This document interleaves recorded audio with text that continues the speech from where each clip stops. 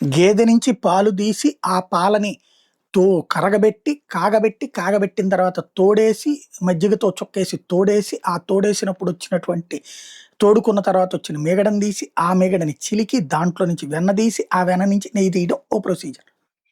అలా గాకుండా సృష్టించడం అన్నటువంటిది మరొక ప్రొసీజర్. అదే ఇక్కడ జరిగింది అన్నటువంటిది వీళ్ళు చెప్పేది సింథటిక్ నెయ్యని. అట్లాగే బంగారం గనుల్లో నుంచి తీసి, ఆ మట్టిని జల్లెడ జేస్తే ఒక 10 కిలోల మట్టికి 10 గ్రాములు బంగారం వస్తుంటది.